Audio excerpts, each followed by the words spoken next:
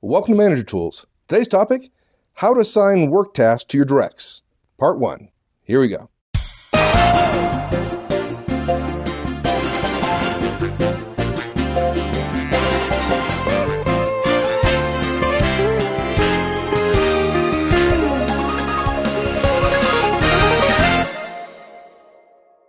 One of the great examples of the, almost utter lack of clarity regarding the teaching of management is a lack of a guidance provided about how to assign work. I mean, look at this is something we do every single day.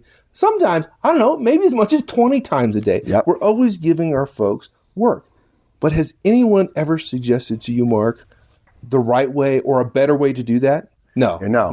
And here's where I started thinking about this. I've been making a list of all the stuff managers do every day, every week, every month, every quarter that nobody's ever told them about. And, and the list is It's long. a long list. The list is long and distinguished. And then I started comparing it to some of the stuff I read about the Super Bowl and about American football. And listen, for many of our international listeners, Mike and I are both huge football fans, and we mean football in the true sense, what us Americans would call soccer. So we always say American football, but because the Super Bowl happened, I think recently, by the time this cast comes out, the level of detail that those guys go through, the training that they go through is incredible.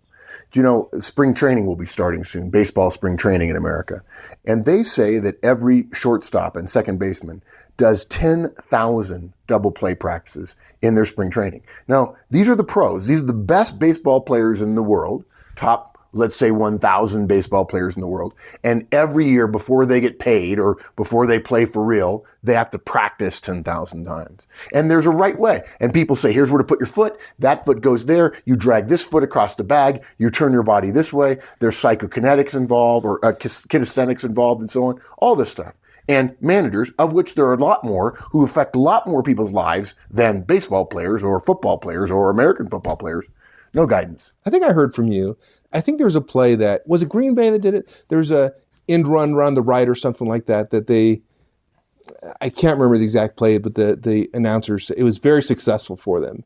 And I think I was talking to you, and they had practiced that single play thousands upon thousands of times. There's actually two stories about that. Green Bay does. Green Bay is famous for a play in the mid-'60s that Vince Lombardi taught them. Student body right, student body left, the sweep, right? And they would have a block they called the seal block and so on. And they said they practiced it until they got sick of it. They all were sick of it. But then in the game, they didn't think, and they delivered it beautifully time after time after time. And every one of their opponents knew, here it comes, sweep right, sweep left. They knew it was coming. They knew who was supposed to block whom, and they couldn't defend it because the Packers did it better than everybody else. The thing I think I mentioned to you was in a football game, somebody did a particular fake play. They did it a certain way, and they practice it every single week, every week, and all the players go, yeah, we have to practice this fake play. We never use it. They practice it all year. The Saints did it one time in the season, and it was successful because they all knew exactly what they were doing. Perfect. Every single week, they have time on the training schedule to practice these things that they know they're going to do maybe once in a season. And here are managers doing 20 tasks assigned a day, and nobody's ever told them how, nobody's ever asked them to practice, and nobody's ever followed up. Yeah. It's scary. Yeah. So it makes no sense. We do a lot of it. No one's taught us to do it. I'm not aware of any place where it says, here's how you're supposed to do it. Here's my recommendation for how to do it. Now, look, folks, we may be wrong, and we admit that sometimes we get so frustrated by some of this stuff that we know we're not as clear-minded as we need to be. But we think this boils down to, my guess, if you ask me to guess, why is this lacking this sense of, we're not going to teach people the right way to do something, or at least a standard that everybody will start from, is that people believe that management, because we don't have strong guidance in a lot of places, somehow management is a personal choice, that it comes from our personalities, right? It's individual style. And I think there are executives and managers all over who say, I'm not going to ask my people to do that, or I can't roll out the Trinity somewhere. I can't do X or Y or Z because I've got to leave it up to my individual managers. I said, I feel like saying, what if they're idiots? What if they're really bad? Would you leave it up to them even though you don't think they're as good as you? Why would you do that? So we want to repeat here for the 11th billionth time that leaving the system of managerial influence in a firm, and it is a system, it's managers behaving to certain standards, leaving that system, the managerial system, to individual choices and personality is the systematically dumbest thing we know of. Managerial influence, the practice of managing other people's outputs, right, is the biggest, most important system in every organization in the world today. Mike and I continue to be amazed that after companies spending billions of dollars on systematizing purchasing and logistics, materials handling, accounting, safety, costing, vendor relations, expense reporting, site security, strategy formulation, enterprise requirements planning, holy Toledo, a lot on that, information technology adoption, capability maturity models, somebody was just talking to me at CMMI the other day, right? And compensation decisions. And that's just a few of them. We still have left the biggest lever that we can use to influence the outputs of our firm completely unaddressed, the one about managerial influence, managerial systems, managerial effectiveness. Yeah, someday, somebody ought to actually teach this stuff. Yeah, someday. Here's to someday. Yeah. So look, 4 steps here. And actually, by the way, this is going to be somewhat of a long cast. You think it might be 2 parts? It might be, yeah. And I had a 5th point on here. So for everybody who's going to be mad at me that it's long, be happy at me that it's not as long as it could be, because I actually left off the part about commander's intent, which you and I both know really well, because I felt like we could be its own cast all by itself, talking about how to get across to your folks, not just what you want to accomplish, but why you want it accomplished and what they might have to deal with along the way if something comes up. And that's what we call commander's intent. So 4 simple things we want you to do when it comes to assigning tasks to your directs, folks. Number 1, you ask, would you please? Followed by do X, right? Would you please do X? For those of you who know the feedback No, mode. we're doing a cast on assigning work, right? Yeah? Okay. So this is not a time. You're asking. Yeah? Is this a question? No. Yeah. No, okay. I just want to make sure. Oh, thank you. Thank you. Okay. Yeah. Yeah, you're right. I guess you're right. It does seem funny. Yeah. But it's true. It works. Yeah. Okay. Number 2, you obviously state the cast, whatever X is that you want the person to do. State the task. Number 3, you state the deadline, right? You tell people when it's due by. And number 4, you make sure you include status reporting with the task. We've talked about this before. I think it's a year or 2 ago. Assign reporting and the task when you assign work. Okay. So let's go back to where I had my question. Okay. Right. So we're assigning work, yet you're going to ask. You're not going to tell. You're going to ask. Yeah, we recommend, rather than just telling your directs what you want them to do, or you're directing them to do, you ask them, would you please do X? Rather than saying, I need you to do X, which, by the way, we'll come back to I need. Bad phrase, folks. Bad phrase, saying I need. I need you to do X. And rather than saying, you need to go talk to so-and-so, or you need to do X for me, or I want you to follow up with this person, we recommend you assign tasks in the form of a question. Okay? Now, look, we know that for many of you, that's Mike's joke. That was your joke, right? Yeah. I'm just not catching Joking. You think I was joking? Yeah. I was joking. This is so foreign to so many of you, and we respect that. The idea that we would suggest you ask your directs to do something rather than telling them. Asking civilly, right, the use of please, at least in part, is even harder to get some of you to consider, but we'll come back to that, okay? So why ask? Why ask? Yeah. It'd be easy for a manager to just simply say, direct, right? Okay, a lot of managers are used to that. Okay, so to be fair, when you say it would be easy for a manager to direct, you're right, but it would be easy for them to direct. The moment you decide you're directing somebody, can we agree, can we just set as a standard that that's a role power move? That you're saying, I can direct you, if you're my boss, if Ozan is Horstman's boss, when you can say to me, I want you to do X or I need you to do X. If you were my peer or if you were my subordinate, you couldn't say that to me, right? So that very statement is inherent in your role power. Yeah? Yeah.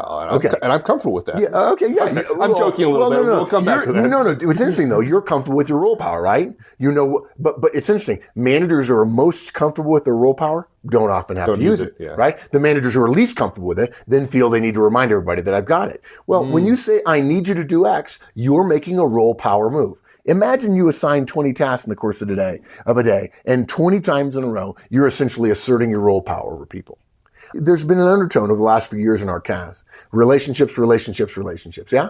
People and communication. Horstman's first law, it's all about people. Second law, more communication is better. You put together that. And Horstman's third unofficial law is if people and communication are important, apparently relationships make a big deal. And being a great manager starts with creating a great relationship with your directs. That's where one-on-ones come in, yeah? So if you assert role power over and over and over again, I don't believe you can do that 20 times in a day and not have some deleterious effect on your relationship. Yeah. Yeah? I don't know many people who have a boss who don't know their boss has role power over them. Yeah. Right? I mean, they don't need to be reminded of that all the time. Yeah. That's your point you're saying is let's not remind them if we. To what purpose? Well, yeah, exactly. Because if you have to remind them, it sends a message. Apparently, it's not as solid as you need it to be. Yeah. Please, I want you to know I outrank you. Yeah, great. Okay, good. So the reason for this is easy. Whenever an effective manager has a reasonable choice, and you don't always have a reasonable choice, but if you have a reasonable choice between using your relationship power and your role power, the smart, effective manager always chooses relationship power. In other words, as a manager, we can direct people to do things, but it's not the most effective way to get the most out of our directs. Look, folks, there are times when you should, and we would recommend it, and it saves you a lot of time. Great, do so. But just because it's the shortest and it's the easiest for you doesn't mean it's the most effective. Another case where people get confused between efficiency, and there are a lot of high D, high C managers who just think efficiency is what matters. Let me just be brief with you on this. And they forget that really what they want is effectiveness, which is the best possible outcome from all the work that they're asking the people to do. And we've alluded to this, but let's do this again. We've done it before, but many people are joining us now as the audience continues to grow. Folks, there are 3 types of power in an organization, or you could also call it influence in an organization. Role power, the first kind, is what you have granted to you by the company. You get to, because of your role, and it's in your outranking of other people, you can direct others to do things because you outrank them. But interestingly though, think about this, put this in the back of your mind, folks, and we'll come back to it over the years. You really can't compel folks whom you outrank to do things. You can't compel them. Maybe the police can, or a king could, right? But you really can't compel them. They're free not to do what you tell them to do. It's not compulsion that is the energy behind role power. It's consequences, right? It's, hey, if you don't do this, the hidden threat is if you don't do this, I have power to make you miserable. You can't make folks do stuff just because you outrank them, but they will do it if they believe that not doing so will bring with it consequences they don't want, okay? That's the first kind of power, is role power. The second kind is expertise power. That's the ability to influence other people because they trust your knowledge or your experience in a particular field.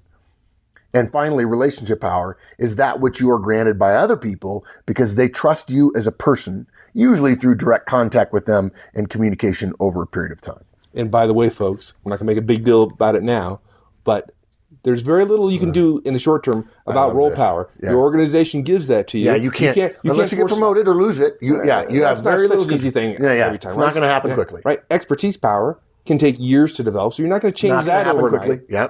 But relationships, you can make a difference in weeks. In weeks. Yeah. Absolutely. Even days in some cases. And role power and expertise power, not months, maybe not even years. Yeah? Yep. Yeah, exactly right. So look, generally, role power, folks, is inversely proportional to how often you have to use it.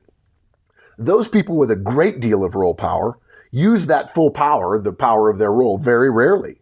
Those at lower levels often mistakenly assume that that's the only way to get stuff done, right? They think, I'm a new manager. That's what I've been promoted for, is they promoted me to give me that power. Why wouldn't they want me to use it? And so they start using it all the time by directing people. Effective executives know that using one's role power, though, is often seen as throwing your weight around, right? The very statement implies that that's the only way to accomplish what you want to accomplish by using your role power. So other people, when they see you throwing your weight around, they don't see you as an expert. They don't see you as somebody who's knowledgeable, and they don't see you as someone who they trust, someone who they think of as having a good relationship with you. They see you as having power, just plain old role power. So you have relationship power, role power, and expertise power. And as the saying goes, the greatest of these is love, or sorry, that's from the Bible, but the greatest of these is relationship power. Whenever possible, effective managers, and we know that in your firm right now, there may not be a lot of managers who engage in this. And senior people in your company, folks, if you're a young person in a company that doesn't have a lot of managerial training and you look up and you're a little bit despairing of the people at the top of your company, you may not have a whole lot of people that use relationship power in your firm. You probably have some. You may not see it. But don't assume that because people at the top and people at the middle and the people at the bottom of your firm use a lot of role power, that that's how all managers manage. That's just not so. Whenever possible, effective managers use relationship power rather than role power to encourage one of their directs to take action. Again, why? Because if you use role power all the time, as we've talked about before, right, it loses its effectiveness. Directs who feel they're complying with you because you've given them an order, if you will, produce much less than those who are trusted by their boss and are expected to bring their best work to the table rather than just doing what the boss says. So, I know that was very long. That's the background behind it, but it boils down to this. We ask people to do things because that relies on our relationship rather than on our role power. Asking makes this a conversation rather than a demand, and it sends a message that we don't want just compliance, but we're expecting an agreement to be reached rather than an order to be acted upon. Yeah. The great thing is it also requires the direct to give a yes or no answer, right? And when they say yes, they're much more committed to the outcome, right? And you're going to get better results as a result. And sometimes they'll say no, which if you direct them and you get in the habit of directing them and they never ever say no to you, they're probably not going to do what you want them to do, but you won't know that they're not doing it because you didn't ask them first to have some conversation about what might be standing in the way. Yeah, look, now, we know, in fact, I can think of one person in particular who will remain nameless, that many of you have been questioning the logic of this guidance, right? And you're ready to explode now. And you're thinking to yourself, why do I have to ask, right? Why would I want to ask? You're probably thinking. I'm the boss, you're thinking. And that's the whole point of me assigning work. I get to not have to ask. I can just demand. That's part of the benefit of role power. I'm not their peer. I'm not asking for a favor. I don't have to ask. Well, folks, we're not asking you to ask for a favor, by the way. And the answer to that is you're right. You can demand, but hopefully you can understand why asking is more powerful. Mike, we've talked about this before. I generally sense that when people make comments like these, I think I can ask or I can direct, and so why would I want to ask? I really don't want to have a discussion with them. I just want them to do what I tell them to do, right? It boils down to, why would I want to ask? Because that implies to them that their answer to me matters, and I intend for them to do it regardless. Clearly, I don't care what they think. Yeah. I intend for them to do it regardless. So let's not mince words about this whole thing. Let's just have them accept the task. And again, this just boils down to relationship and role power. And folks, there are some of you we're never going to convince about that. And it's only going to get worse when you hear our underlying premise. Listen to this, folks. We may have said this before in a cast. I may have said it recently. I've been saying a lot to a lot of clients. When we as effective managers ask, we mean to ask, and we do not intend to force the direct or require them to comply to do what we want them to do if they really want to say no. Okay? And we mean that. And here's a statement I've been saying lately. Effective managers never ask a question of their directs, the answer to which they do not intend to honor. So in other words, don't ask a direct to do something. Don't follow our guidance about asking them to do it if you're going to give it to them regardless of whether they say yes or no. Don't say to yourself, Mark and Mike are asking me to ask because it's nice and it's civil. Okay, good. But the fact is, this person's sitting there. They work for me. I need this done right now. I'm going to ask them. If they say no, I'm going to say, well, sorry, nice chatting with you. Now do it, right? And I know many of you are thinking, God, this just makes it worse. You're probably thinking, we're not just asking to be nice. They actually get to say no, right? We're actually supposed to be asking because we intend to honor their response, even if they say no. And the answer is yeah. Because if they say yes, that yes will mean a lot more than them nodding their head because they're complying with your demand that you do something. And the no will give you information that will help you decide whether or not the no really matters, or whether or not you need to give it to somebody else, or whether or not waiting 2 hours is really that big a deal. Yeah. You said earlier that you thought some managers don't like the idea of asking because it implies that their direct answer matters, right? And it really doesn't. We just want them to do it.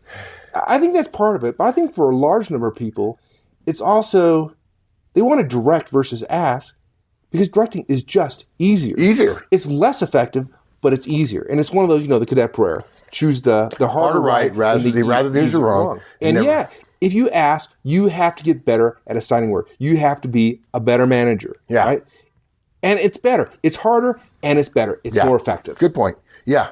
And look, folks, we'll give you an easy out right now. If you're not comfortable enough with your relationship, with the relationship you have with somebody, and so therefore your relationship power with them, so you're not sure they'll say yes, and so therefore you don't want to ask because you don't want them to say no and then you roll over them, steamroll them, then go ahead. Don't ask.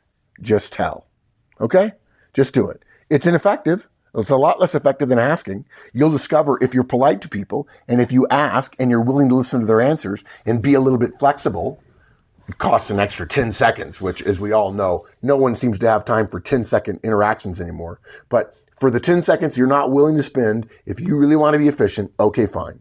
I will say what I've said a few times before over the years. I want to have a team just like yours right next to yours so I can bury you in about 6 months. I don't care how much you know about your job. I don't care how much smarter you are about the technical stuff. My people will eat out of my hands and your people will ask to come work for me and my people will outperform yours and I'll get promoted before you because I'm willing to ask, because I'm so confident in my role power. I know that if I have to use it, I can use it.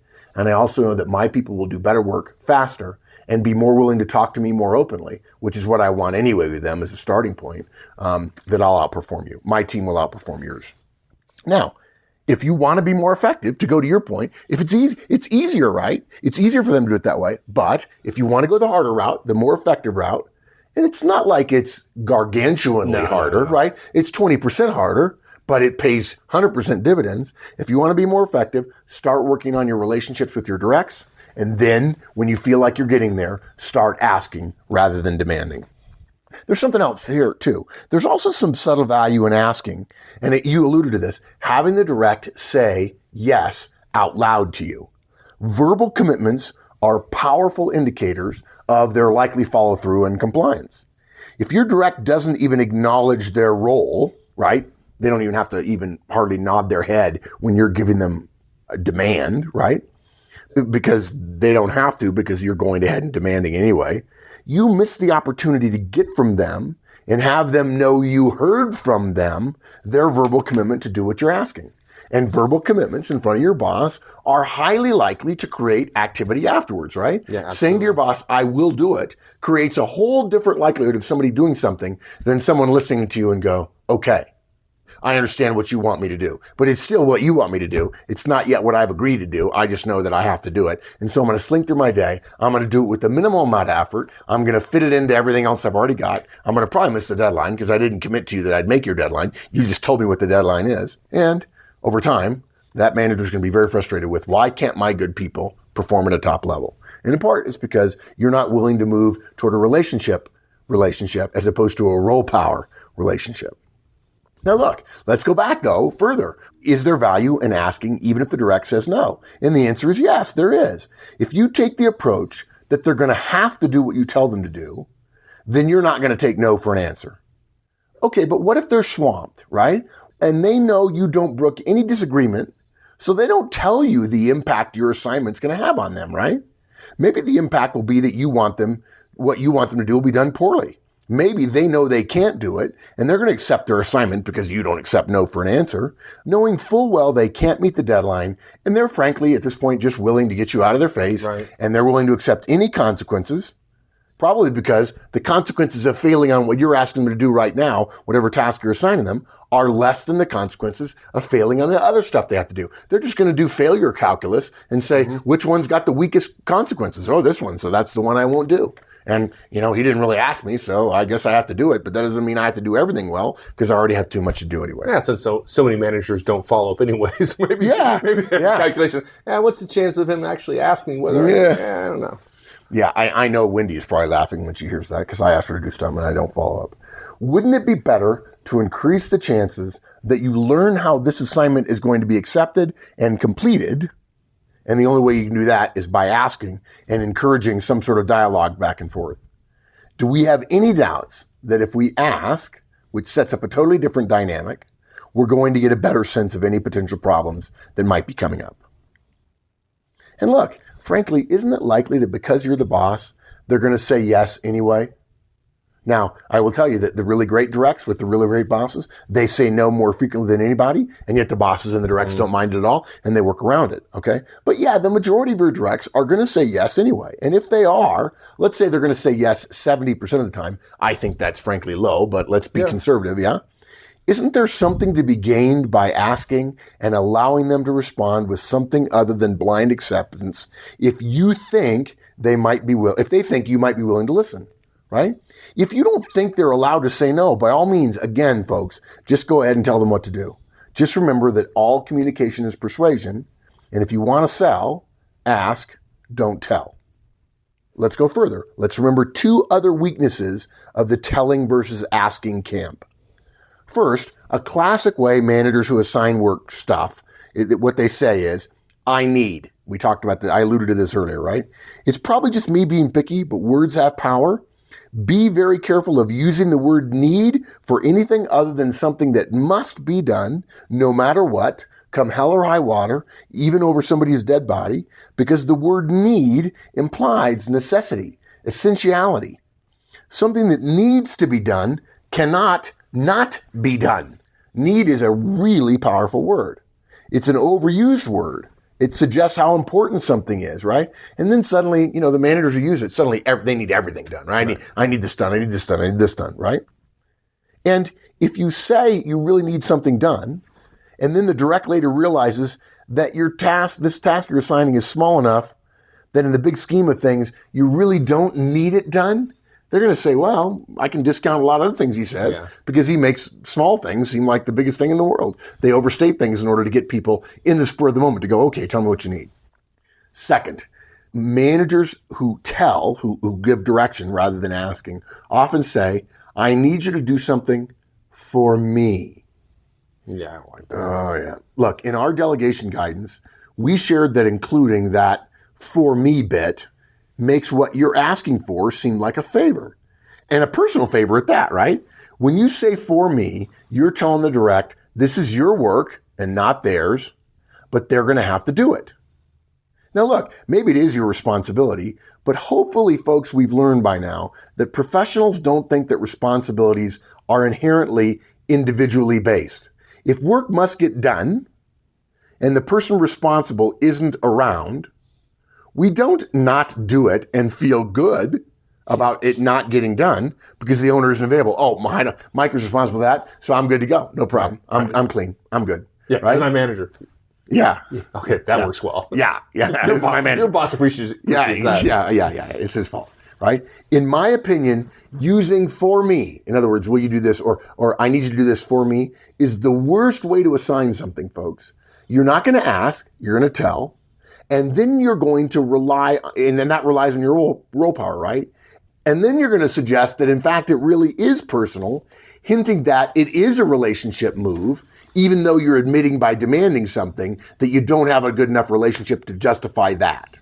You're going to demand something and then say, I'm going to demand it for me, as if my boss power is important, but you should still love me anyway.